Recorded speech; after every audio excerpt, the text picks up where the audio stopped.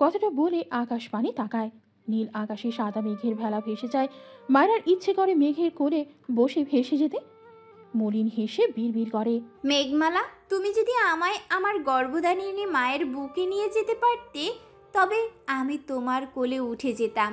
কত ভালো হতো। ইস, সত্যিই যদি এমন হতো। দৃষ্টি জোড়ায় অসহায়, চোখের কোণ ঘেঁষে অশ্রু গড়ায়। মায়রা চোখ জোড়া নামিয়ে নেয় ঘাসের ওপর। এরপর আবারও বলে, আমার সৎমা খুব ভালো। আমার বাবা তো আর তাকে ভালোবেসে বিয়ে করেনি, রূপ দেখে ঘরে এনেছে, আমার দায়িত্ব দিয়েছে তার হাতে। সে আমাকে নিজের মেয়ের মতো করে আগলে রেখেছে, কিন্তু বাবাও বেশি দিন থাকলো না, দুনিয়ার মায়া ছেড়ে চলে গেল। আমার মনে হয় আল্লাহ ঠিকই করেছে বাবাকে নিয়ে। আমার সৎ মায়ের আমার বাবার চেয়ে অনেক ভালো স্বামী প্রাপ্য, তাই হয়তো আমার বাবাকে আল্লাহ নিয়ে নিয়েছে। কথাগুলো বলে আবারও বেশ অনেকক্ষণ চুপ থাকলো মায়রা। চোখ জোড়া বারবার ঝাপসা হয়। দুহাতে ঝাপসা দৃষ্টি মুছে নেয়। এরপর ভাঙা গলায় বলে, এসব গল্প আমার দাদির কাছে শুনেছিলাম। আমার দাদি আমার ক্লাস 8-এর শেষের দিকে মারা যায়। এরপর আরও একা লাগতো। প্রথম যখন শুনেছিলাম ওটা আমার সৎ মা, আসল মা নয়, খুব ভয় লাগতো তাকে। কিন্তু মা আমাকে জড়িয়ে নিয়ে আমার ভয় ভাঙাতো। এরপর সহজ হয়ে মায়ের সাথে থাকতাম সব সময়। তবে আস্তে আস্তে বড় হলে বুঝতে পারলাম তার স্বামী আমায় পছন্দ করে না, না করারই কথা। আমি তো তাদের কেউ না। মায়রা থামে, লম্বা শ্বাস ফেলে আবারও দুহাতে ঝাপসা চোখ জোড়া মুছে নিয়ে বলে, আমার গল্পের বই খুব ভালো লাগে, কিন্তু কখনো কিনতে পারিনি টাকার জন্য। আমার ফ্রেন্ডদের বোন বা যে কেউ, এদের থেকে বই আনতাম, তারপর পড়া শেষ করে ফেরত দিয়ে আসতাম। তারপর একদিন শিশুওয়ালাকে পেলাম, কিভাবে যেন ভালোবাসলাম, আবার হারিয়েও ফেললাম, আবার ফিরে পেলাম। কিন্তু সে তো আমায় ভালোবাসে না। মাঝে মাঝে ইচ্ছে করে আগুনের মধ্যে গিয়ে বসে এই সাদা চামড়া পুড়িয়ে ফেলি। এরপর যে অল্প কয়েকজন আমায় ভালোবাসবে, ওইটুকু খাঁটি ভালোবাসাগুলো আমি অনুভব করব। এরপর থেমে যায় মায়রা। জড়িয়ে আসে কথা। বেশ কিছুক্ষণ পর কেমন করুণ কণ্ঠে বলে, আমার শিশুওয়ালা আমায় না দেখে কেন ভালোবাসলো না মিলা? আমার ভীষণ কষ্ট হয়। কথাটা বলে দুহাতের মাঝে মুখ লুকায়। চোখ থেকে নীরব অশ্রু গড়িয়ে পড়ে। ওভাবেই বিড়বিড় করে, আমায় ভালোবাসার মতো কেউ নেই। গর্ভধারিণী মা নেই, বাবা নেই, সৎ মা থেকেও নেই। শিশুওয়ালা আমার মোহে আটকে আছে। মীরা এগিয়ে এসে মায়রাকে জড়িয়ে ধরল। পিঠে হাত বুলিয়ে বলে, রূপ দেখে মোহে পড়লে তারা যত্নের কথা ভুলে যায় মায়েরা। তোর স্বামী তো তোকে যত্ন করে, তুই তোর সেই বাবার সাথে সবাইকে গুলিয়ে ফেলছিস কেন? মায়রা কিছু বলল না। মীরা বোঝানোর স্বরে বলে, তোদের মাঝে সম্পর্কটা স্বাভাবিক কর, তোর স্বামীর ইচ্ছে পূরণ কর। নয়তো সেই দাদিমার ছেলের কথা মনে আছে? অমন হলে তখন তোর শিশুওয়ালা হারিয়ে যাবে। মায়রা নাক টেনে বলে, হারিয়ে গেলে যাবে? মীরা হেসে বলে, তোর শিশুওয়ালা অন্য কারোর হয়ে যাবে। মায়রা মীরাকে ছেড়ে কণ্ঠে কিছুটা রাগ ঢেলে বলে, শরীর না পেয়ে যারা অন্য নারীতে আসক্ত হয়, ওরা নোংরা হয়, ওরা ভালোবাসতে পারে না। ওদের ভালোবাসা নামক ফালতু জিনিস আমার লাগবে না, সেটা শিশুওয়ালা হলেও। মীরা মিটিমিটি হেসে বলে, তুই কতদিন ভার্জিন থাকার ডিসিশন নিলি? মায়রা বিব্রত বোধ করে কোনো রকমে উত্তর করে, জানি না। মীরা বোঝানোর স্বরে বলে, তুই বেশি ভাবছিস। তোর দাদি শাশুড়ির কথা ভুলে যাস কেন বারবার? আমি তোর ভালো চাই মায়েরা। তোর যদি এই বিয়েটা ভেঙে যায় তখন কি হবে ভেবেছিস একবারও? সমাজে একটা ডিভোর্সি মেয়ের জায়গা কোথায় থাকে জানিস না? তাদের তো বাবা মা থাকে, তবুও সে মেয়েকে কতটা ভুগতে হয়। আর তোর পাশে কে আছে বল? তোর সৎ মা তোকে ভালোবাসে, কিন্তু চাইলেও তো পাশে থাকতে পারে না। তুই তোর স্বামীর ইচ্ছে পূরণ করে দে বোন, নয়তো পরিণতি অন্য কিছু হলে তোর কি হবে বল? মায়রা স্তব্ধ চোখে মীরার দিকে চেয়ে রইল। একটা কথাও বলল না, শুধু চেয়েই রইল। মীরা বিরক্ত হয় মায়রার নীরবতায়। এই পর্যায়ে রেগে বলে, তুই সবসময় 10 লাইন বেশি বুঝিস। যখন রাস্তায় বের করে দিবে তখন এসব ভালোবাসা জানালা দিয়ে পালাবে। ভালোবাসার আশায় বসে থাকতে থাকতে তোর স্বামী তোকে ধাক্কা মেরে বের করে দিয়ে আরেক রূপবতীকে ঘরে তুলবে। তখন রাস্তায় ভিক্ষার থালা নিয়ে ঘুরিস। এত আবেগ দিয়ে দুনিয়া চলে না। আবেগের ঠেলায় স্বামীকে কাছে আসতে না দিয়ে আঙুল চুষে খা, তারপর সে আরেকজনকে। আর বলতে পারে না। মায়রা রেগে মিলার গালে একটা থাপ্পড় মেরে দেয়। মিলা অবাক হয়ে তাকায় মায়রার দিকে। মায়রার চোখ দুটো লাল, চোখ থেকে অবাধ্য নিঃশব্দ কান্নাগুলো টুপ টুপ করে গড়িয়ে পড়ে। অনেকক্ষণ পেরিয়ে যাওয়ার পরও মায়রাকে এমন এক ধ্যানে নিজের দিকে চেয়ে থাকতে দেখে খারাপ লাগে মিলার। মেয়েটা কেমন যেন শখ পেয়ে অশ্রু বিসর্জন দেয় তো দেয়। মিলা বুঝলো সে হাইপার হয়ে অনেক ভুলভাল বলে ফেলেছে। অতপর মায়রাকে ঝাঁকিয়ে বলে, সরি মাইরা। মায়রার ধ্যান ভাঙল বোধ হয়, ভাঙা গলায় বলে, অন্যকে টানছিস কেন বারবার? মিলা ছোট করে বলে, কারণ ছেলেরা মৌমাছির মতো, এক ফুলে মধু না পেলে আরেক ফুলে মধুর সন্ধানে চলে আসে। আমার মা সবসময় এটা বলে। মায়রা ঢোক গিল অস্ফুট স্বরে বলে, ও কথাটা বলে আনমনা হয়। চোখ থেকে আরও কয়েক ফোঁটা অবাধ্য অশ্রু গড়ালো। বেশ কিছুক্ষণ পর মায়রা মাথা নিচু করে দু হাতে চোখ মুখ মুছে মিলার দিকে চেয়ে হেসে ফেলল। মিলার যে গালে থাপ্পড় দিয়েছে সে গালে একটা চুমু খেয়ে বলল, আমি সরি, মনে রাখিস না মারটা চাইলেই 10টা ফিরতি থাপ্পড় দিয়ে দিস আমাকে। এরপর কোলের উপর রাখা বইটি নিয়ে উঠে দাঁড়ালো। মায়রাকে উঠতে দেখে মিলাও উঠে দাঁড়ালো। তুই ক্লাসে যা মিলা, আমি একটু ওয়াশরুমে যাব।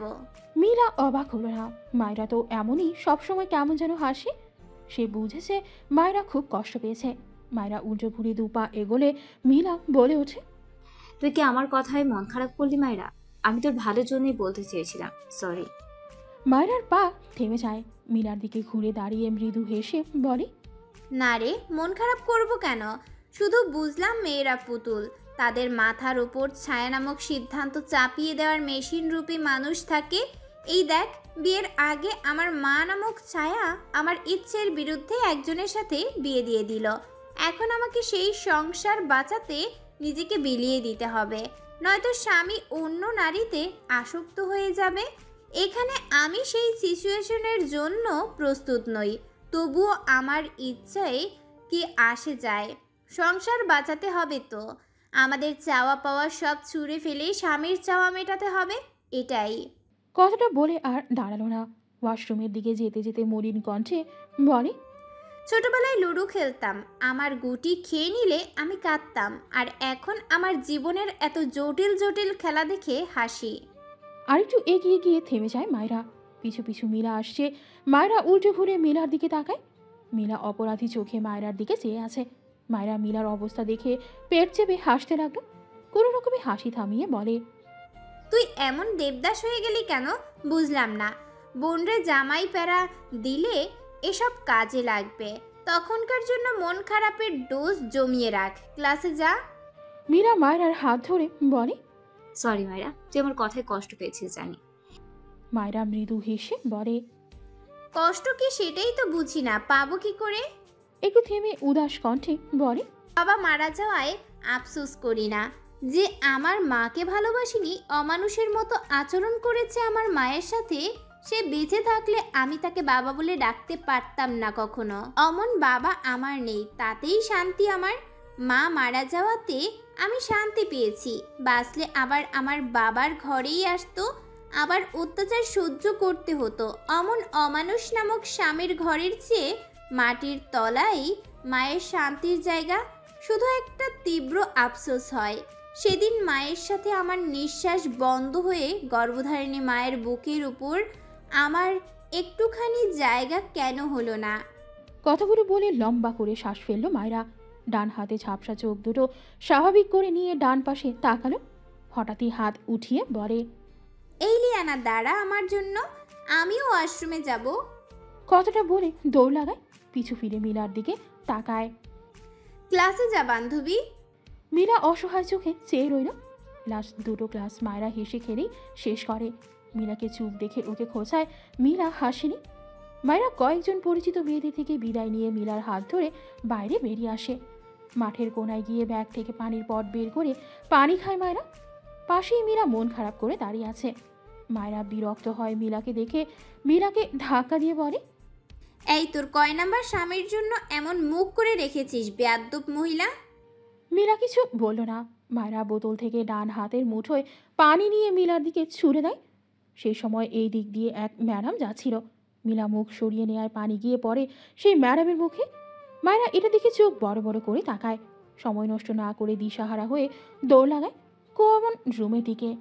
মিলার হাত ধরতে ভোলেনি। এদিকে সেই ম্যাডাম আশেপাশে তাকিয়ে খুঁজলেও পেল না কাউকে। অনেক স্টুডেন্টের মাঝে কাউকে ধরতে না পেরে বিরক্ত হয়ে চলে গেল। মায়েরা কমন রুমের সামনে গিয়ে দাঁড়িয়ে হাঁপায়। মিলা রেগে বলে, এই গরমে তোর দৌড়াস কেন? ভাল লাগে না?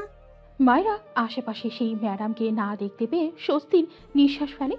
মিলার দিকে চেয়ে বলে, তোর দোষ, তুই যখন দেখলি আমি পানি মারছি তুই মুখটা আমার হাতের দিকে এগিয়ে দিবি না, তা না করে সরিয়ে নিয়েছিস, এই জন্যই তো কেলেঙ্কারিটা ঘটলো। মিলা অবাক হয়ে তাকালো। কি লজিকের! কিছু বলতে গিয়েও থেমে গেল। মন খারাপ হলো তার। মলিন গলায় বলল, তুই মিথ্যে মিথ্যে হাসিস মায়েরা, এসব মিথ্যে হাসি আমার ভালো লাগে না। মায়েরা মৃদু হেসে বলে, বেশি ভাবছিস, মিথ্যা হাসবো কেন? হাসতে ভালো লাগে তাই হাসি। আচ্ছা থাক, উনি চলে আসবে এখন। মিলা আবারও বলে, তোর রাগ হয় না মায়েরা? তোর শেষ হলে তোকে তোর মতো করে ভালোবাসে না বলে? মায়েরা মিলার দিকে চেয়ে থাকে। সময়ের সাথে চোখের কোণে বিন্দু বিন্দু অশ্রু জমে। ঝাপসা চোখ গোড়া বারবার পলক ঝাপটে বলে, রাগ হবে কেন মিলা? ভালোবাসা কি বলে কয়ে হয়? ভালোবাসলেও যেমন কারো দোষ থাকে না, তেমন ভালোবাসতে না পারলেও তার কোনো দোষ থাকে না। এসব মনের ব্যাপার। তাছাড়া উনি ভালো মানুষ, ওনার মন অনেক ভালো। শুধু আমাকে মারার সময় একটুও মায়া কাজ করতো না। ফার্স্ট কথাটাই কেমন অসহায়ত্ব ফুটে উঠল। আবারও বলে, আমি ভাবতাম শিশুয়ালা আমাকে পছন্দ করতো, আমার জন্যই শীষ বাজাতো, আমাকে শোনাতে যেত, কিন্তু এটার একটুও মেলেনি। উনি আমাকে চিনতই না রে। মিলা অবাক হয়ে বলে, সত্যি চিন্ত না? কিভাবে বুঝলি? মায়েরা মৃদু হেসে বলে, যে রাতগুলোয় মাঝে মাঝে ওনার শীষ শুনতে পেতাম, তখন আমি ভাবতাম অনেকে থাকে না লুকানো প্রেমিক, লুকিয়ে লুকিয়ে ভালোবাসতে পছন্দ করে। আমি ভাবতাম সে আমাকে ওভাবে ভালোবাসে, তাই আমার সামনে আসে না। সেই রাতগুলোর মাঝে আমি একদিন তার পিছু দৌড়াচ্ছিলাম। আমি তাকে দেখতে চাইছিলাম, আর একটু হলেই তাকে দেখতে পেতাম, কিন্তু হঠাৎই হোঁচট খেয়ে মুখ থুবড়ে পড়েছিলাম কাঁচা মাটিতে। পড়ে গিয়ে অনেকটা শব্দ করে ডেকেছিলাম, শিশুয়ালা। লোকটা খুব শক্ত কণ্ঠে বলেছিল। ডিসগাস্টিং। আমার ভীষণ খারাপ লেগেছিল। আমি পড়ে গিয়েছি, অথচ লোকটা কি বিরক্তিকর সুরে কথাটা বলল। তবে আমার থেকে একটু সামনেই একটা কুকুর ছিল, ঘেউ ঘেউ করে ডাকছিল। বেশি আবেগ ছিল তখন। ভেবেছিলাম আমার পড়ে যাওয়া সে দেখেনি, আর ওই শব্দটা কুকুরের জন্য বলেছে। কিন্তু আমার ধারণাটা ভুল ছিল, সেটা কয়েকদিন আগে বুঝলাম। কথাগুলো বলতে বলতে ঝাপসা চোখে মায়েরা মিলার দিকে তাকালে দেখলো মেয়েটা কৌতূহলী চোখে তার দিকেই চেয়ে আছে। মায়েরা মলিন হেসে বলে, একদিন আগে আমি জিজ্ঞেস করেছিলাম, আপনি সেই শিশুয়ালা তাই না? সে উত্তর দিয়েছিল, আমার শরীরে পুষ্টি নেই, আমি হোঁচট খেয়ে পড়ে গিয়েছি কেন। এটা তখন বুঝিনি, উল্টে খুশি হয়েছি এটা ভেবে, এটাই আমার শিশুয়ালা। পরে অনেক ভেবে চিনতে বুঝলাম সে আসলে সেদিন আমার পড়ে যাওয়া দেখেছিল, কিন্তু আমি তো উটকো ঝামেলা ছিলাম, তাই আমাকে একটুও সাহায্য করতে আসেনি। আমি বরাবরই তার অপরিচিত একজন ছিলাম। বিয়ের পর পরিচিত হয়েছি, তারপর তো জানিসই। কথাগুলি বলে মায়েরা মিলার দিকে তাকিয়ে হেসে বলে, একটা জিনিস দেখবি? মিলা প্রশ্নাত্মক চোখে তাকায় মায়েরার দিকে। মায়েরা মিলাকে টেনে একটা সাইড দিকে নিয়ে যায়, এরপর উল্টো ঘুরে দাঁড়ায়। সামান্য নিচু হয়ে বোরখা উঁচু করে, এরপর ডান পায়ের প্লাজো হাঁটুর নিচ বরাবর পর্যন্ত তুলে একটা কাছে জায়গায় আঙুল দিয়ে দেখায়। মিলা অবাক হয়ে তাকায়। খুবই গভীর ক্ষত, শুকনো, তবে খুব গভীর ছিল বোঝা যাচ্ছে। মায়েরা প্লাজো ছেড়ে সোজা হয়ে দাঁড়ায়, এরপর হেসে বলে, হোঁচট খেয়ে পড়লাম, তার একটু পরেই শিশুওয়ালা বাইক নিয়ে চলে যায়। আমি ধীরে ধীরে উঠে বসি। আশেপাশে অনেক অন্ধকার ছিল, জোকের বসে বেরিয়ে এসেছিলাম, কিন্তু তখন একা একা খুব ভয় লাগছিল। ধীরে ধীরে উঠে দাঁড়ালে দেখলাম ডান পায়ে ভর দিয়ে হাঁটতেই পারছি না। জোর খাটিয়ে হাঁটতে গেলে ঠাস করে পড়ে যাই আবারও। কি যে অসহায় লাগছিল, সাথে ভয়। 5 মিনিটের পথ আমি খুঁড়িয়ে খুঁড়িয়ে 50 মিনিটে বাড়ি ফিরেছিলাম। তারপর বাড়ি গিয়ে দেখলাম বেশ বড় একটা লোহা পায়ে ঢুকে গিয়েছে। ভয় লেগেছিল। একা একাই বের করলাম সেই লোহা। মাকে বলিনি, মা নিজে থেকেই দেখেছিল পায়ের অবস্থা। তারপর আমাকে জিজ্ঞেস করলে আমি মাকে বলি। মা বকেছিল অনেক, কারণ 3 দিন পেরিয়ে গিয়েছিল, অথচ আমি কিছুই বলিনি। পরে মা স্যাভলন, ব্যান্ডেজ আরও ঔষধ এনে দিয়েছিল। ইনফেকশনের দিকে চলে গিয়েছিল। আমি 7 দিনের কোর্সের জায়গায় 1 দিন ঔষধ খাওয়ার পর রাতে শুতে গিয়ে শুনলাম লাবিবের বাবা মাকে অনেক বকেছে আমায় ঔষধ কিনে দেওয়ার জন্য। সে রাতে এত খারাপ লেগেছিল মিলা, বিশ্বাস করবি না, আমি ঘুমাতেই পারিনি সেই রাতে। শ্বাসকষ্ট চাপ দিয়েছিল সে রাতে। আসলে আমার অ্যাজমার প্রবলেম ছিল না জানিস, কিন্তু মাঝে মাঝে হঠাৎ অবস্থা এত খারাপ হয় বুঝি না কেন। কারণ সে যাক, পরের দিন আমি সেই ডাক্তার চাচার দোকানে গিয়ে ঔষধগুলো ফেরত দিয়ে টাকা এনে মায়ের হাতে দিয়ে দিয়েছিলাম। আমি জানতাম এইসব ঝামেলা হবে, এই জন্যই মাকে বলিনি।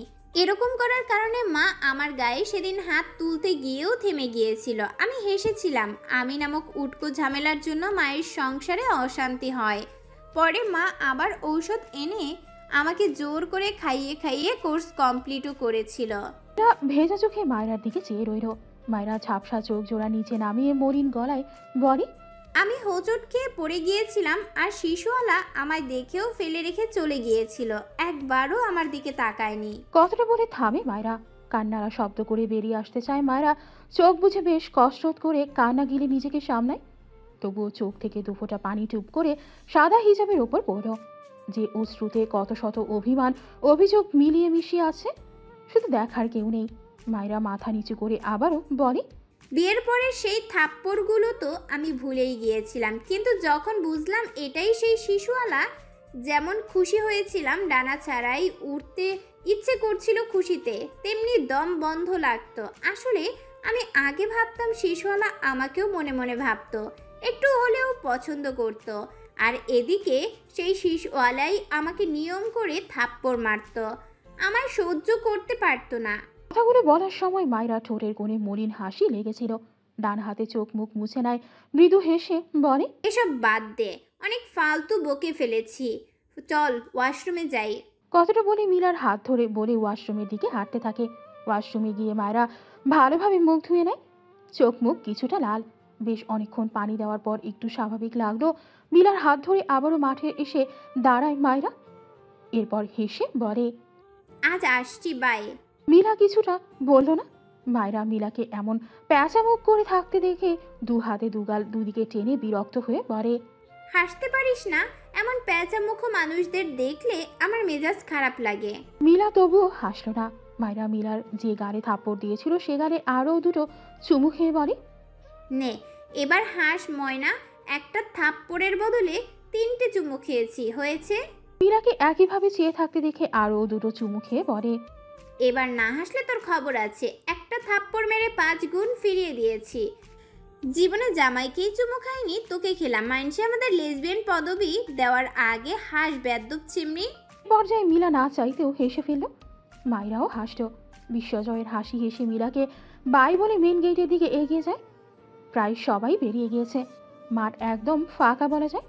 মায়রা আবারও পিছু ফিরে হাত নেড়ে মিলাকে টাটা বলে।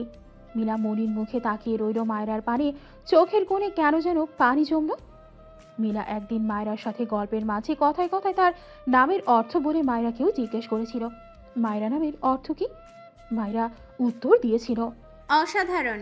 মিলা অদ্ভুতভাবে মায়রার দিকে চেয়ে ভাবল, মায়রা নামের শুধু অসাধারণ নয়, বরং মায়রা তার নামের অর্থের সেই বৈশিষ্ট্যটাকে কি নিপুণভাবে রপ্ত করে নিয়েছে নিজের মাঝে।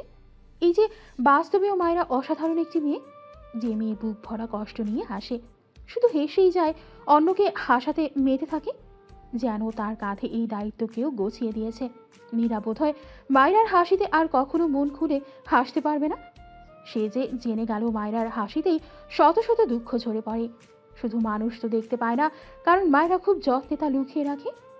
মায়রা গেটের দিকে তাকালেই দেখল ইরফান আসছে। তাকে দেখে দাঁড়িয়ে পড়েছে মায়রা। পায়ের গতি বাড়ে, ঠোঁটের কোণে স্বচ্ছ হাসি ফুটে ওঠে। যার প্রতি এত এত অভিযোগ তাকে দেখেই মনের কোণে সুখ উকি দেয়। কি অদ্ভুত! মায়রা ইরফানের দিকে চেয়েই মুখ হেসে লেপ্টে মৃদু স্বরে গেয়ে ওঠে, সখা তোমারে বাঁধিব, তোমারে থাকিব, বাসিব ভালো শুধু তোমারে। মায়রা ইরফানের সামনে গিয়ে দাঁড়ালে ইরফান মায়রার দিকে তাকায়। মায়রা মৃদু হেসে তার দিকে তাকিয়ে আছে। ইরফান ডান হাত মায়রার মুখে দিয়ে মৃদু স্বরে জিজ্ঞেস করে, এত ঘামলে কিভাবে? মায়রা ইরফানের কথা মুখ টিপে হাসে। মুখে এত পানিকে এই লোক ঘাম বলছে। অতঃপর স্বাভাবিক হয়ে বলে, এটা পানি ঘা। মায়রার কথা থেমে যায়। তখন যে ম্যাডামের মুখে পানি পড়েছিল তাকে দেখেই মায়রা দ্রুত ইরফানের পেছনে লুকিয়ে পড়ে। ইরফান ভ্রু কুঁচকে পিছু ফিরে মায়রার দিকে তাকায়, বিরক্ত হয়ে বলে। কি প্রবলেম? মায়রা দেখলো ওই ম্যাডাম উল্টো দিকে চলে গিয়েছে। এটা দেখে মায়রা স্বস্তির নিঃশ্বাস ফেললো।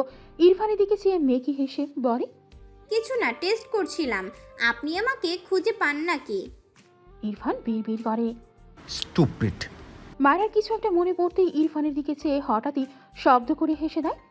ইরফানের স্টুপিড কথাটা শুনেই মূলত তার মনে পড়ল কথাটা গতকাল বাড়ি থেকে আসার আগে লাবিব তাকে বলেছিল, আপুই আপুই কোচের দুলাপাই তো পেট পায়।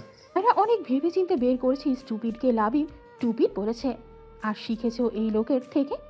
ইরফান মায়রার দিকে চেয়ে ছোট ছোট করে করে বলে, হোয়াট? পাগলদের মতো হাসছো কেন, ইডিয়েট? মায়রা বিরক্ত চোখে তাকালো ইরফানের দিকে। এখন এই লোকের জন্য হাসাও যাবে না, অসহ্য লোক একটা। মায়রার লাবিব আর মায়ের কথা মনে পড়ল। ইনোসেন্ট ফেস বানিয়ে বলে, আমাকে আবার কবে গ্রামে নিয়ে যাবেন? ইরফান বিড়বিড় করে। ডিসগাস্টিং শালার বউ হলে। মায়রা চোখ ছোট ছোট করে বলে, কি বললেন? ইরফান গলা ঝেড়ে বলে। নাথিং। মায়রা আবারও জিজ্ঞেস করে। নিয়ে যাবেন? ইরফান বিরক্তি কণ্ঠে বলে। নো, এসব ভুলে যাও। কথাটা বলে মায়রার হাত ধরে তার গাড়ির দিকে এগিয়ে যায়। মায়রার মন খারাপ হলো। ভুলে যাবে কি করে? পরিবার আবার ভোলা যায় নাকি? ঘাড় বাঁকিয়ে একবার ইরফানের দিকে তাকায়, এরপর দৃষ্টি ঘুরিয়ে সামনে তাকায়। ছোট্ট একটা চাপা শ্বাস ফেলে। রাত তখন 12টার কাছাকাছি। মায়রা মন খারাপ করে বেডের ওপর বসে আছে। তার মনের কোণে এক রাতের স্মৃতি ভেসে ওঠে। মায়রা যেদিন প্রথম একটি গানের সাথে সাথে শীষের শব্দ পেয়ে বাড়ি থেকে বেরিয়ে এসেছিল, আজও সেই প্রথম দিনের গানের সুরে শীষ শুনতে পেয়ে বেরিয়ে আসে। আশেপাশে তাকিয়ে বারবার ডাকে শীষওয়ালা বলে, এই তো এখনো শুনতে পাচ্ছি শীষ। মায়রা আবারও কিছুটা শব্দ করেই ডেকে ওঠে। শিশুয়ালা। তখনই থেমে যায় সেই শীষ। কয়েক মুহূর্ত পেরিয়ে যেতেই আড়াল থেকে একটি অবয়ব বেরিয়ে আসে। মায়রার থেকে অনেকটা দূরত্ব। অন্ধকারের মাঝে মায়রা তেমন দেখতে না পেরেও বুঝলো কোনো এক যুবক। মায়রা পিছন থেকে একটিও বুঝলো না লোকটাকে। হঠাৎই লোকটি শীষ বাজানো স্টার্ট করে। মায়রা স্তম্ভিত হয়, হাত পা শিরশির করে। লোকটি বাইকে উঠে পড়ে। মায়রা অস্ফুট স্বরে আওড়ায়, শিশুয়ালা। লোকটি এখনো শীষ বাজায়। বাইকের সামনে দু হাত রাখে মায়রা এবার শব্দ করে ডেকে ওঠে। শিশুয়ালা। লোকটি সাথে সাথে গম্ভীর গলায় বলে ওঠে। ইয়া। কথাটা বলে আর এক মুহূর্তও দাঁড়ায় না। তৎক্ষণাৎ বাইকে স্টার্ট দিয়ে হাওয়ায় মিলিয়ে যায়। মায়রা বিস্ময় দৃষ্টিতে তাকিয়ে থাকে লোকটির প্রস্থানের পানে। লোকটি তার ডাকে সাড়া দিয়েছে। মায়রার পুরো শরীর বিদ্যুৎ শক খাওয়ার মতো কেঁপে ওঠে। কয়েক সেকেন্ড পর্যন্ত দূর থেকে সেই শীষের মৃদু আওয়াজ ভেসে আসতো। এক পর্যায়ে একেবারে মিলিয়ে গেল। কথাগুলো ভেবে মায়রার চোখ থেকে পানি গড়িয়ে পড়ে। লোকটি তাকে না চিনলেও সেদিন তার ডাকে এভাবে সাড়া দিয়েছিল কেন? মায়রার মনের কোণে আরও কিছু স্মৃতি ধরা দেয়। তাদের বাড়ির সামনে অনেক বড় উঠান। সেখানে একটা চৌকি পাতা থাকে সব সময়। যে কেউ সেখানে এসে বিশ্রাম নেয়। মায়রা এক রাতে লম্বা গড়নের এক যুবককে সেই চৌকির উপর শুয়ে শুয়ে শীষ বাঁধাতে দেখেছিল। মায়রা মুখ দেখতে পায়নি তার। সে বাড়ি বেরিয়ে আসতে আসতেই সেই চৌকির জায়গা ফাঁকা হয়ে যায়। শীষ ধীরে ধীরে বেরিয়ে যায়। এরপর মায়রা অনেকদিন পর পর মাঝে মাঝে এই শীষ শুনতে পেত। তারপরই একদিনই সে হোঁচট খেয়ে পড়ল। আর তার শিশুওয়ালা শীষ বাজানো থামিয়ে বিরক্তির সুরে ডিসগাস্টিং বলে তাকে ফেলে চলে গেল। মায়রা ভাবত শিশুওয়ালাও তাকে পছন্দ করত, নয়তো তার ডাকে সাড়া দিল কেন? তাদের চৌকিতে এসে শুয়ে শুয়ে শীষ বাজিয়েছিল কেন? কিন্তু তার বিয়ে ঠিক হলো, শিশুওয়ালা আসলো না। মায়রার মন ভাঙল, কষ্ট হলো। তার অমতে তার বিয়ে হয়ে গেল। কিন্তু বিয়ের পর থেকে ইরফানের হাতে থাপ্পড় খেয়ে খেয়ে মেয়েটার মন বিতৃষ্ণায় ভরে উঠেছিল। শিশুওয়ালাকে আরও বেশি মনে পড়ত। মায়ের মনে হতো শিশুওয়ালার কি বিপদ হয়েছে, তাই তার কোনো খোঁজ নিল না। কিশোরী মন তার, শিশুওয়ালাকে ভুলতে পারে না। তবুও সে নিজেকে বোঝালো ইরফান যেমনই হোক তাকে এই সংসার করতে হবে। তার আদর্শ স্বামীকে রেখে অন্য কাউকে নিয়ে না ভাবা। মায়েরা শিশুওয়ালাকে আর মনে করবে না ভাবল, মনে পড়লেও এড়িয়ে যাবে। সময় বহমান। ধীরে ধীরে ইরফান তার সাথে নর্মাল হতে লাগলো। তখন মায়েরার মনে হতো ইরফান কি তার বাবার মতোই। সে ফর্সা বলে হঠাৎ থাপ্পড়ের বদলে এত কেয়ার করে। হ্যাঁ, কেয়ার। ইরফানের প্রতিটা কাজ মায়েরার মাথার উপর দিয়ে গিয়েও আবারও ঘুরে মায়েরার মাথার ভেতর গেঁথে যেত। ইরফানের তাকে নিয়ে প্রতিটি অভিব্যক্তি, এই যেমন কখনো তার ঠোঁট, কখনো তার গলার নিচের তীর, কখনো তার পিঠের তীর, কখনো তাকে খেতে চাওয়া, এসব শুনে মায়েরা যেমন অবুঝের মতো চেয়ে থাকতো, তেমনি বুঝদারের মতো কষ্ট পেত। তার শরীরের প্রতি ইরফানের কোনো কেন এত ঝোঁক? ইরফান কখনো তার হার্ট নিয়ে কিছু বলতে তো পারে। আগে মন দিয়ে ভালোবেসে তারপর শরীরের প্রতি ঝুঁকলে খুব কি ক্ষতি হতো? তবে ইরফানের বাকি কাজগুলো, এই যেমন সে কিছু একটা চাইলে আরও কয়েকটা এনে দেওয়া, এসবকে মায়েরা কী নাম দেবে ভাবত। কিন্তু তার বাবার করা কাজকর্ম আর ইরফানের হুটহাট কাছে টেনে নেওয়ার ব্যাপার, এই দুটো পাশাপাশি রাখলে তার ভীষণ কষ্ট হতো। সে আর কিছু ভাবতেই পারতো না। ধীরে ধীরে ইরফানের যত্নে মায়েরার মনে একটু ভালো লাগার আবির্ভাব হলো। ইরফান সেদিন তাকে মেলায় নিয়ে গেল। সেই নৌকায় ওঠারও মায়েরা সেদিন ভেবেই নিয়েছিল সেও আর 5 জনের মতো স্বামীর সাথে জীবন কাটিয়ে দেবে।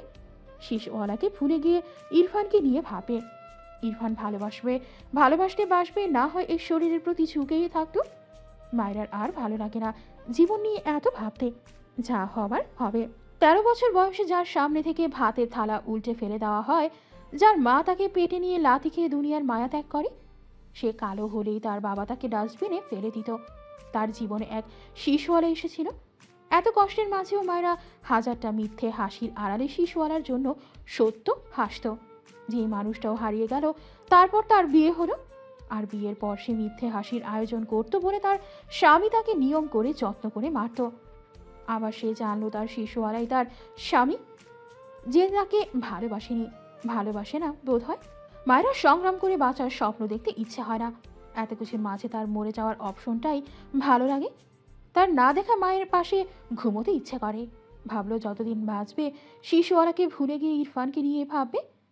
যেই মেলায় গিয়ে ইরফানকে নিয়ে ভাবার সিদ্ধান্ত নিল, সেই মেলায় বসেই তার সামনে আসলো ইরফানই তার শিশুওয়ালা। মায়েরা স্তব্ধ হয়। আবারও তার সব কিছু এলোমেলো হয়। আবারও সে শিশুওয়ালাকে ভাবতে বসে যায়। তার শিশুওয়ালা তাকে মানত না কেন, তাকে থাপ্পড় মারত কেন? তবে কি সে তাকে চিনত না? সেই বেশি ভাবত। আবারও উল্টো প্রশ্ন আসে, তাহলে ইরফান তার ডাকে সাড়া দিয়েছিল কেন? তাদের উঠানে এসে শীষ বাজাতো কেন? মায়েরার এলোমেলো লাগে। তার কয়েকদিন আগে তো জানলো সেই হোঁচট খেয়ে পড়ে যাওয়ার পরও ইরফান তাকে এভাবে দেখেও বিরক্ত হয়ে চলে গিয়েছিল। মায়েরার এখন মনে হয় তার শিশুওয়ালা তাকে আসলেই চিনত না। মিনা মায়েরাকে একটা গল্প শুনিয়েছিল। এক ক্লাসে একটারা ছেলে ছিল। সে চেয়ে থাকতো একদিকে, একটি মেয়ে ভাবতো ছেলেটা তার দিকেই চেয়ে থাকে। মেয়েটিও মনে মনে সেই ছেলেকে পছন্দ করত। আর ছেলেটার দিক থেকে একটু ইঙ্গিত পেয়ে মেয়ে তো আকাশের তারা হাতে পাওয়ার মতো খুশি। ছেলে তার কাছে নিজে থেকে আসে না বলে মেয়েটি নিজেই ছেলেটির কাছে গিয়ে তার মনের কথা জানালে ছেলেটি বলে সে তো মেয়েটিকে কখনো দেখেনি, একবারও তাকায়নি। মেয়েটি একদম পারফেক্ট একটারা থেকে ছ্যাঁকা খেয়ে ছ্যাঁকাটারা হয়ে গেল। মায়েরা কথাটা ভাবতেই হেসে ফেলল, কিন্তু একটু পরেই তার মুখ থেকে হাসি মিলিয়ে যায়। এই কাহিনীর মতোই তার জীবনে এক কাহিনী ঘটে গিয়েছে তার শিশুওয়ালার সাথে। হয়তো শিশুওয়ালা তাকে চিনতই না, সে একটু বেশি ভাবত। না চাইতেও মায়েরার মনে অভিমান জমে। তার অভিযোগ ইরফান কেন তার বাড়ির উঠানে, বাড়ির আশেপাশে গিয়ে শীষ বাজাতো, কেন তার ডাকে সাড়া দিয়েছিল, আবার কেনই বা তাকে ফেলে চলে গিয়েছিল। তার খাতা ভর্তি শুধু ইরফানকে নিয়ে অভিমান, অভিযোগ ভর্তি। আবার মাঝে মাঝে মনে হয় না, তার অভিযোগ ভাগ্যকে দেওয়া উচিত। ইরফান তাকে ভালো নাই বাসতে পারে, এর জন্য সে তার প্রতি অভিযোগ কেন রাখবে? কিন্তু তার ডাকে ইরফানের সাড়া দেয়া একটু হলেও ইতিবাচক ইঙ্গিত দেয়া, এর জন্যে তো মায়েরাই কষ্ট পেয়েছে। তবে ইরফান কেন নির্দোষ হবে? কেন ইরফানকে অভিযোগের খাতা থেকে মুছে ফেলবে মায়েরা? মুছবে না ইরফানকে অভিযোগের খাতা থেকে। কথাগুলো ভাবতে ভাবতে কখন যে চোখে ঘুম ধরা দেয় বুঝে পায় না। ঘুম ঘুম চোখ জোড়া বুঝে নেয়। বন্ধ চোখের কোণ ঘেঁষে এক ফোঁটা অশ্রু গড়িয়ে পড়ে। মায়েরাও ঘুমিয়ে যায় মুখে ম্লান হাসি আর অশ্রু নিয়ে। ইরফান বাড়ি ফিরে রাত 1টায়। মায়রাকে বেডের ওপর এলোমেলোভাবে ঘুমাতে দেখলো। ইরফান এগিয়ে এসে মায়রার গলার ভাঁজে হাত দিয়ে চেক করে ঘেমেছে কিনা, শরীর ঠান্ডা হয়ে আছে কিনা। মায়রাকে স্বাভাবিক দেখে সে ওয়াশরুমে যায়। একেবারে শাওয়ার নিয়ে বেরিয়েছে। এরপর উদাম শরীরেই মায়রার পাশে শুয়ে মায়রাকে তার দিকে টেনে নেয়। মায়রার শরীর ইরফানের ঠান্ডা বডির স্পর্শে লাগলে মেয়েটা কেমন কেঁপে ওঠে। ইরফান মায়রার গলা থেকে ওড়না সরিয়ে রাখলো। মায়রার চোখে মুখে বিরক্তির ভাঁজ পড়ে।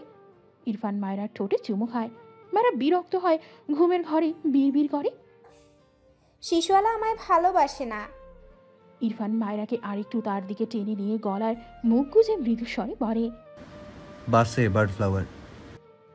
বেশ কিছু সময় পর মাথা তুলে মায়রার ঘুমন্ত মুখপানি চেয়ে ঠোঁট বাঁকিয়ে বলে, তোমার শিশুওয়ালার ভালোবাসাময় সিংহাসনে আমার বার্ড ফ্লাওয়ার রাজত্ব করে। মায়রা সকাল সকাল উঠে ইরফানের জন্য 1 কাপ ব্ল্যাক কফি বানিয়ে এনে সেন্টার টেবিলের ওপর রেখে দিয়েছে। ইরফান ঘরে নেই। মায়রা রান্নাঘরে গিয়েছিল, একেবারে বানিয়ে এনেছে। আজ অনেকদিন পর করলা পেয়ে মেয়েটা খুব খুশি। করলা, লবণ, মরিচের 2টো বাটি সেন্টার টেবিলে রেখে সোফায় বসেছে মায়রা। লবণ মরিচের গুঁড়ো একসাথে মিশিয়ে করলা তৃপ্তি করে খায় মেয়েটা। কিছু সময় পর ইরফান ঘরে প্রবেশ করে সরাসরি ওয়াশরুমে যেতে গিয়েও মায়রাকে দেখে থেমে গেল। মায়রা খুব মনোযোগ সহকারে করলা খেতে ব্যস্ত। ইরফানের মুখ বিকৃত হয় খানিক। মায়রা মুখ ভর্তি করলা চিবোতে চিবোতে ইরফানের দিকে তাকে ইরফানের এক্সপ্রেশন দেখে ভ্রু কুঁচকে তাকায়। টেবিলের ওপর আরও 4টে করলা একটি বাটিতে রাখা। দ্রুত সেই বাটি হাতে নিয়ে 2 হাতে ঢেকে নিল। মুখের টুকু শেষ করে ইরফানের দিকে চেয়ে বলে, এভাবে তাকাচ্ছেন কেন? একদম এগুলো ফেলার চিন্তা করবেন না, আমাকে বাবা এনে দিয়েছে এগুলো। ইরফান মায়রার সামনে এসে দাঁড়ায়, দাঁতের দাঁত চেপে বলে, এসব অখাদ্য খাওয়া কোথা থেকে শিখেছো স্টুপিড? মায়রা মাথা উঁচু করে ইরফানের দিকে চেয়ে আছে, মুখ বাঁকিয়ে বলে, এটা অখাদ্য নয়, এটা সবচেয়ে সুস্বাদু খাবার, বুঝেছেন? ইরফান বিরক্তি কণ্ঠে বলে, নো, এসব খাবে না তুমি, ফেলো বলছি। মায়রা হাতের বাটিটা পেছনে লুকিয়ে নেয়। ছোট বাটির কোনায় কিছু করলা ব্ল্যান্ড করে রাখা আছে। মাথা নিচু করে মায়রা কিছু একটা ভেবে মিটি মিটি হাসত। তাকে ফেলতে বলে। মায়রা এবার বোঝাবে মজা। অতঃপর বসা থেকে দাঁড়িয়ে যায় সোফার উপর।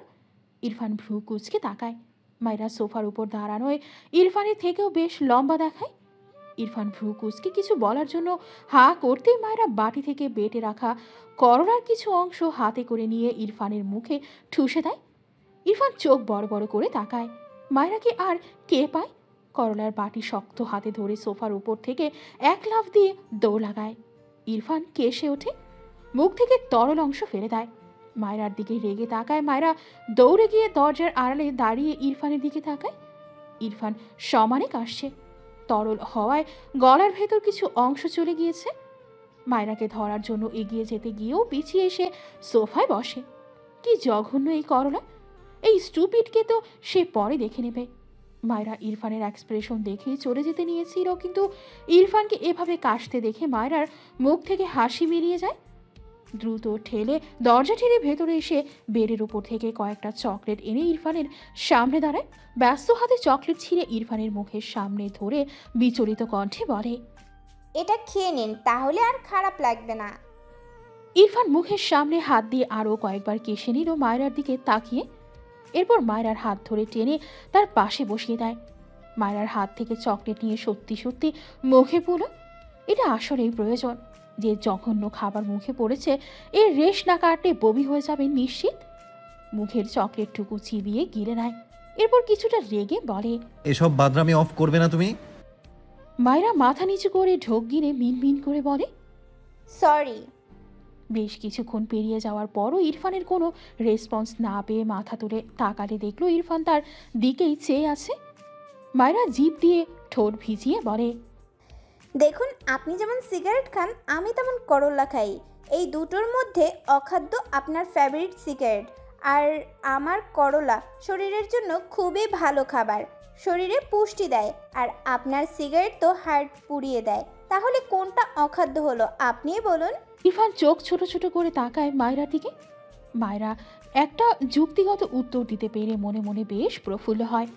ইরফান টেবিলের ওপর থেকে গ্লাস ভর্তি পানি নিয়ে মায়রার সামনে ধরে বলে। মাউথ ওয়াশ করো। মায়রার কৌতূহলী চোখে চেয়ে বলে। কেন?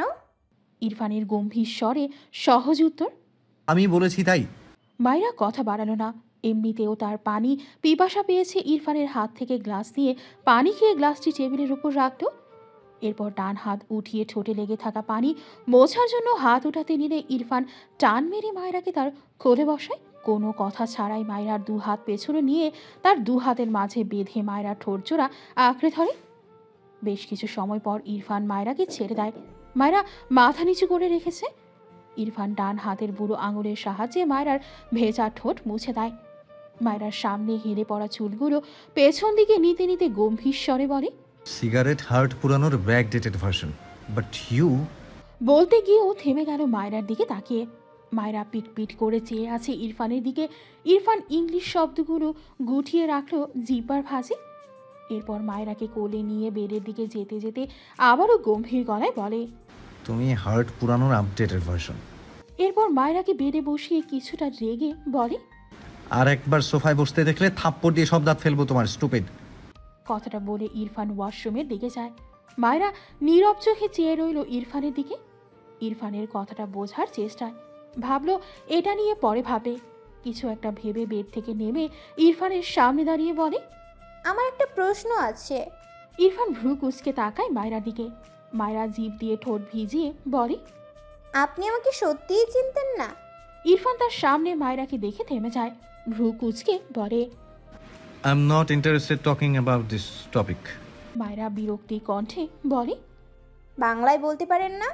ইরফান নিজেও বিরক্তি কণ্ঠে বলে। এই টপিকে কথা বলতে আমি ইন্টারেস্টেড নই, আন্ডারস্ট্যান্ড? মায়রা কপাল চাপড়ালো। এই লোকের ইংলিশ ওয়ার্ড আর এ জন্মে যাবে না। আবারও বলে। আমি গ্রামে যখন হোঁচট খেয়ে পড়ে গিয়েছিলাম, আপনি এগিয়ে আসেননি কেন? ইরফান অবাক হয়ে মায়রার করা এই প্রশ্নে মায়রা উত্তরের অপেক্ষায় চেয়ে আছে। ইরফান গম্ভীর গলায় বলে। থাপ্পড় খাওয়ার শখ জেগেছিল? মায়রা বোকা চোখে তাকালো ইরফানের দিকে।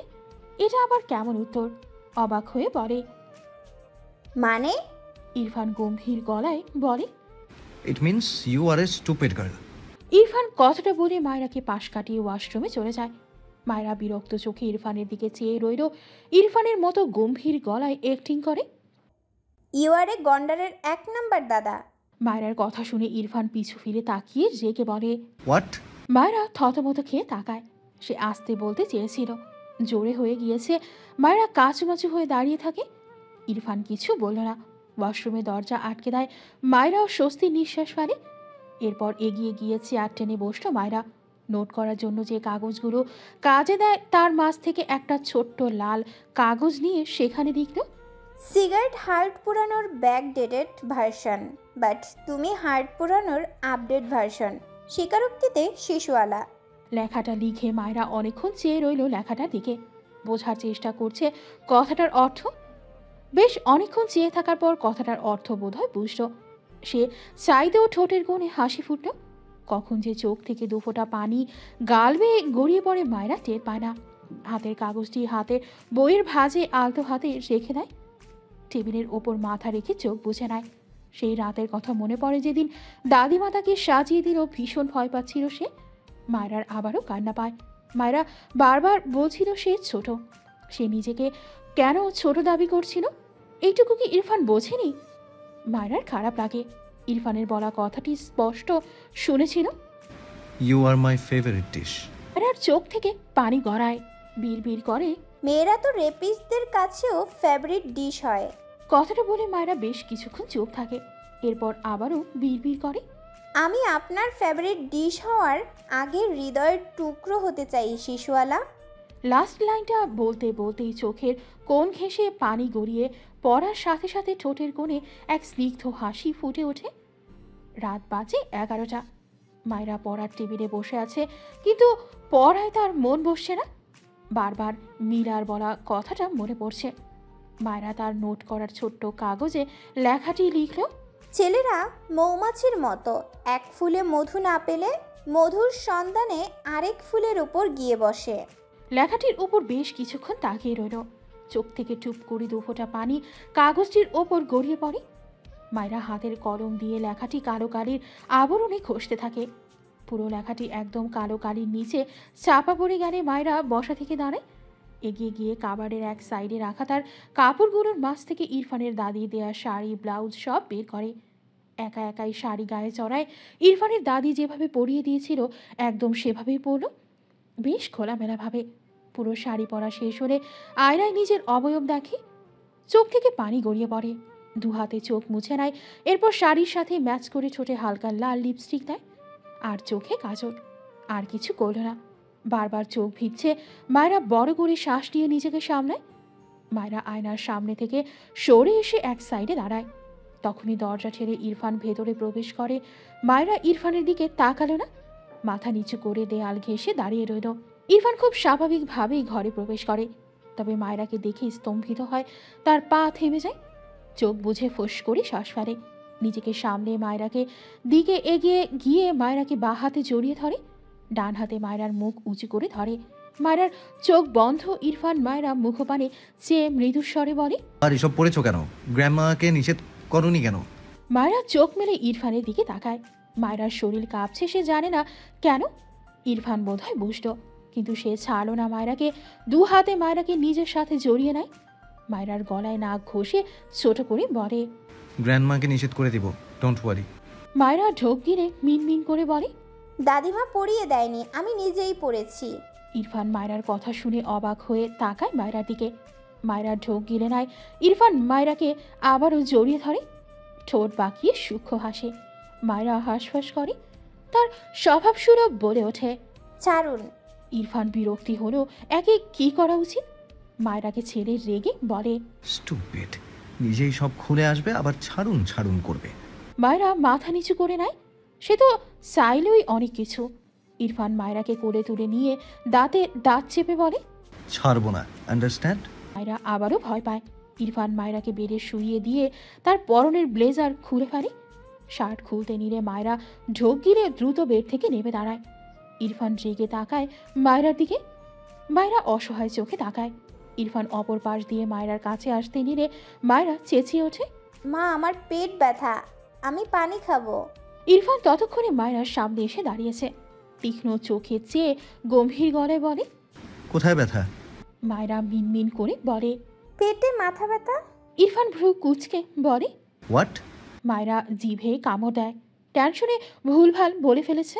আমতা আমতা করে বলে, পেটে পেটে আমি ঘুমাই। ইরফান শাড়ির ভাঁজের নিচে পেট বরাবর হাতে হাত রাখে। মায়েরা কেঁপে ওঠে। থেমে থেমে বলে, কি করছেন?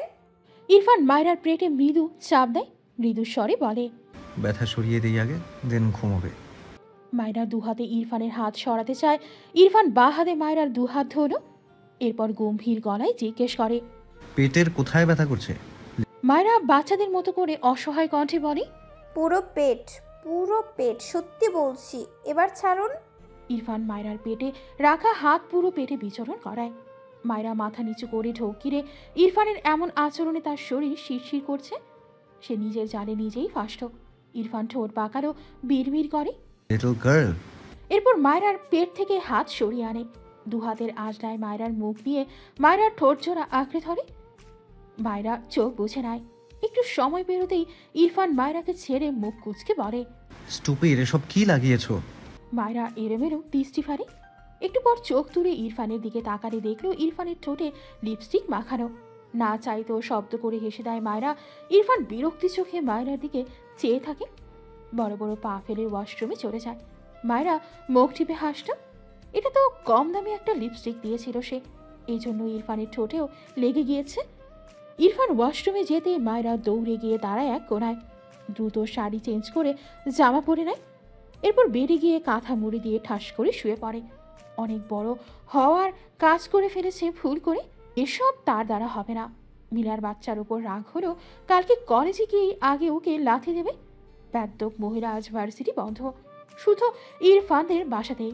তার মা এখানেই আছে, তাই সেও আর তার বাড়ি যায়নি। তার মনে হাজারটা প্রশ্ন। ইরফানের সেই দিনের বলা কথাগুলো মনে পড়ে। মায়রার কোটিপতি হওয়ার ব্যাপার ইরফান 2 বছর আগেই জানে। এসবের উত্তর নিতে সে ইরফানের ঘরে এসেছে, কিন্তু ঘরে এসে কিছু একটা মনে পড়তেই ইরফানের উদ্দেশ্যে বলে, সৌভিকের অবস্থা ভালো না রে, জানিস? ইরফান বেডের উপর বসে ল্যাপটপে কাজ করে সাথে গা ছাড়া ভাব নিয়ে বলে। I know. শুদ্ধ চোখ ছোট ছোট করে তাকায় ইরফানের দিকে, ভাবু ভঙ্গিতে বলে, প্রায় বছরখানেক আগে আমাদের গ্রামের কয়েকটা ছেলের এক চোখ করে তুই কানা করেছিলি, তাই না? ইরফান ভাবনাসীনভাবে বলে। Yeah. শুদ্ধ চোখ বড় বড় করে বলে, কি তুই এসব কি করে বেড়াস? সৌভিকেরও সেম অবস্থা, তবে ওর চোখটা হয়তো বেঁচে যাবে। একটু থেমে বলে, মানুষের অঙ্গহানি করা ভালো কাজ নয় ইরফান। ইরফান বিরক্তি কণ্ঠে বলে, আমি ওদের 2 বার ওয়ার্ন করেছিলাম, অবাধ্য হয়েছিল, শাস্তি দিয়েছি, দ্যাটস ইট। এটা ওদের প্রাপ্য। ফালতু নলেজ ডিলিট করে রাইট নলেজ মাথায় নেই। শুদ্ধ রেগে বলে, আমি ঠিকই আছি, তুই ভুল মানুষ তো বাল। ইরফান রেগে তাকায় শুদ্ধর দিকে, দাঁতে দাঁত চেপে বলে, আমি ওদের ছোটোখাটো শাস্তি দিয়েছি, প্রান্ত নেইনি, শাস্তি দিয়ে লাইফে সুযোগ দিয়েছি। দেন ওরা আর বার্ড ফ্লাওয়ারকে ডিস্টার্ব করেনি। শুদ্ধ চোখ ছোট ছোট করে বলে। বার্ড ফ্লাওয়ারকে? ইরফান থতমত খেয়ে বলে, নাথিং। শুধু হিসাব মেলাতে ব্যস্ত হয়। ব্যাপারটা কি হলো? 1 বছর আগের কাজের সাথে বর্তমানের কাজের যোগসূত্র পাচ্ছে মনে হচ্ছে। তীর তো মায়রার দিকে যায়, আবার কি সব কাব্যিক নামও বলছে। শুধু ইরফানের সামনে বসে ইরফানকে খোঁচায়। ইরফান বেশ কিছুক্ষণ পর ল্যাপটপ অফ করে চোখ বুঝে নেয়। বেশ কিছুক্ষণ পর শুদ্ধ ইরফানকে ঝাঁকিয়ে বলে, কিরে, কোন জগতে হারালে? আমি এবার একটু একটু বুঝছি তোর আর মায়রার ক্যালকুলেশন। 1 লাইন বলিস আর 10 লাইন ভাবিস, কি ছাপ ছাড়া কথা। এখন আবার প্রশ্নের উত্তর দে। ইরফান চোখ মেলে তাকায় শুদ্ধর দিকে। শুদ্ধ ইরফানের দিকে কৌতূহলী চোখে তাকিয়ে বলে, তুই মায়রাকে চিনেই বিয়ে করেছিস? ঠিক বললাম তো? শুধু চিনে না, একদম পছন্দের মানুষকে। Wow, how cute. Irfan bed থেকে নেমে দাঁড়ায়, 2 হাত প্যান্টের পকেটে রেখে ভ্রু কুঁচকে বলে। নো। শুদ্ধ বেডের উপর 2 পা তুলে ভাঁজ করে বসে, ভ্রু কুঁচকে বলে, ও হ্যাঁ, কিন্তু যা যা করলি ওর জন্য, এরপরও মায়রাকে অন্য কেউ ভেবে বিয়ে করলি কেন? ইরফান গম্ভীর গলায় বলে। টেস্ট করতে চেয়েছিলাম অন্য কাউকে বিয়ে করে ওকে ভুলতে পারি কিনা। শুদ্ধ গালে হাত দিয়ে বলে, তুই যা মানুষ, এই জীবনে মায়রাকে ভুলতি না? মায়রার অন্য জায়গায় বিয়ে হয়ে গেলে কি করতে? ইরফান বিরক্তি কণ্ঠে বলে। হতো না, অলরেডি 10টা বিয়ে ভেঙেছি। শুদ্ধ চোখ বড় বড় করে তাকায়, কিছু একটা ভেবে বলে, আমি যতদূর জানি মামা তোর বিয়ে মায়রার সাথে ঠিক করে রেখেছিল, তাহলে মায়রার জন্য পাত্র কে আনতো? শুদ্ধ দাঁতে দাঁত চেপে বলে। ওরে বিয়া তো বাবা। শুদ্ধ বোঝার ভঙ্গিতে মুখ গোল করে, অতঃপর বলে, তুই নিজে অন্য কাউকে বিয়ে করার কথা ভাবলি, তাহলে মায়রার বিয়ে আটকাইতি কেন? ইরফান ভাবলেশীন ভাবে বলে। মাই উইশ। শুদ্ধ বিড়বিড় করলো, বিয়াদব পোলা, এই বদ অভ্যাসের জন্য ওকে বিয়েও করবে না, আবার ওর বিয়ে হতে দিবে না। অতঃপর শুদ্ধ গলা ঝেড়ে বলে, মায়েরার জায়গায় অন্য মেয়েকে বিয়ে করার পর মায়েরাকে ভুলতে না পারলে তোর বিয়ে করা বউয়ের কি হতো? ওর ইরফানের সহজ উত্তর। ডিভোর্স দিয়ে দিতাম। শুদ্ধ বিরক্তি কণ্ঠে বলে। জীবন নষ্ট হয়ে যেত। কে বিয়ে করতো ডিভোর্সি মেয়েকে? ইরফান গম্ভীর গলায় বলে। হতো না, তুই ওকে বিয়ে করতি। শুদ্ধ চোখ বড় বড় করে বলে, কে? আমার ফারাকে রেখে অন্য কাউকে বিয়ে করতাম আমি? ইরফান ঠোঁট বাঁকিয়ে বলে। ফারহাকে ভুলিয়ে দিতাম। শুদ্ধ কটমট চোখে তাকালো, রেগে বলল, তুই কাউকে ভোলার জন্য অন্য কাউকে একলিস্ট বিয়ে করবি না? খুব ভালোই জানা আছে আমার। মিথ্যা গল্প শোনানোর জায়গা পাস না। ইরফান সূক্ষ্ম হাসল, অতঃপর বলে, জানিসই তো, তাহলে স্টুপিডদের মতো আজ করছিস কেন? একটু থেমে ইরফান সিরিয়াস হয়ে বলে, আম্মু সিক হয়ে গিয়েছিল তাই বিয়ে করেছি। বাচ্চাকে মানতাম না, বার্ড ফ্লাওয়ারকে ছাড়া কাউকে মানতাম না। সেদিনই ডিভোর্স পেপার রেডি করতাম। উকিলের সাথে কথা হয়েছিল, দেন ওকে এক গুড পার্সনের সাথে বিয়ে দিয়ে দিতাম। বাট তার আগেই জেনেছি এটা ওই স্টুপিড। শুধু মিটিমিটি হেসে বলে, এখন ডিভোর্স পেপার রেডি কর, মায়েরাও তো বাচ্চা, আমি হেল্প করবো সোনা। ইরফান শুদ্ধর দিকে রেগে তাকায়, দাঁতে দাঁত চেপে বলে। Shut up. শুদ্ধ বেখেয়ালি মাথায় ঝাঁকি দিয়ে ওঠে, মুখ বাঁকিয়ে বিড়বিড় করে। পাইছে এক বালাফ। ইরফান শুদ্ধর দিকে তাকিয়ে ঠোঁট বাঁকিয়ে বলে। তোকে বেঁধে রেখে তোর বউয়ের পিছে কুত্তা লেলিয়ে দিব আমি।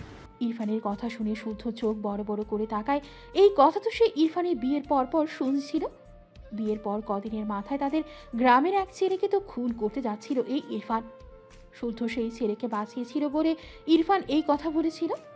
শুদ্ধর মাথায় হাত, চোখ বড় বড় করে বলে, ইয়া আল্লাহ, তার মানে তুই ওদের মায়েরার জন্য ও তো মেরেছিলে, পরে হসপিটালে তুই পাঠিয়েছিস, মরণের সাথে লড়ছে বেচারা, তোর একটুও মায়া নেই রে?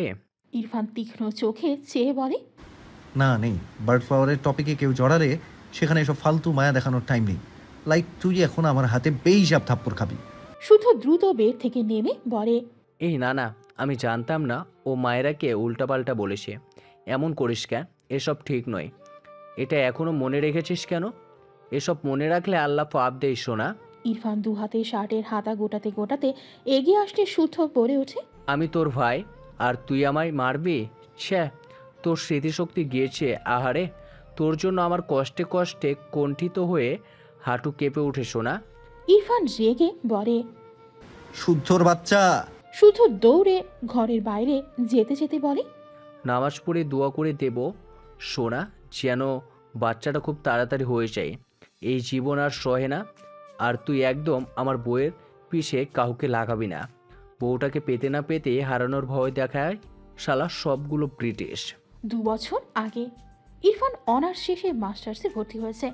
টুকটাক বাবার ব্যবসা দেখে তারেক নেওয়াজ ইরফানকে ঠেললেও শোনে না। ঠেলতে ঠেলতে একটু একটু ইরফানকে অফিসে পাঠাতে পারি। তিনি উপায় খুঁজলেন ইরফানকে ব্যবসায় বসানো।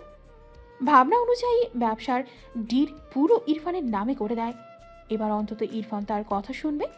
কিন্তু তিনি হতাশ। ইরফানকে কেউ কথা শোনাতে পারে? তার যখন ইচ্ছে হবে সে তখন ব্যবসা দেখবে, এখন নয়। দেখতে দেখতে মাস্টার্সের শেষ কয়েক মাস পেরিয়ে যায়। ইরফান শুদ্ধদের বাড়িতে আসতে চায় না। গ্রাম পরিবেশে মানিয়ে নিতে তার বেশ কষ্ট হয়।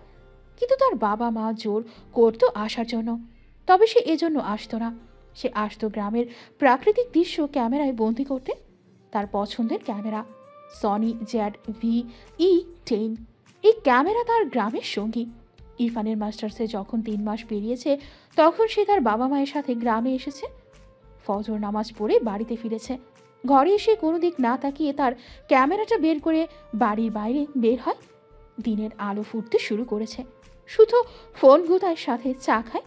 ইরফানকে দেখে এগিয়ে এসে বলে, তোর বাচ্চাটা কেমন আছে রে? ইরফান বিরক্ত চোখে তাকায় শুদ্ধর দিকে। শুদ্ধ ইরফানের হাতের ক্যামেরায় হাত বাড়াতে নিলে ইরফান রেগে বলে, ডোন্ট ডিস্টার্ব মি। শুদ্ধ চায়ে চুমুক দিয়ে ইরফানের সামনে ধরে বলে, নে সোনা খা, বিশ্বাস কর এ কোনো সাধারণ চা লয়লা। এ হলো আমার কুলি করা ভালোবাসার মেশানো চা। ইরফান চরম বিরক্তি নিয়ে বড় বড় পা ফেলে বাড়ি থেকে বেরিয়ে যায়। শুদ্ধ হেসে আবারও চায়ে চুমুক দেয়। আকাশ হালকা নীলচে রঙে রাঙানো।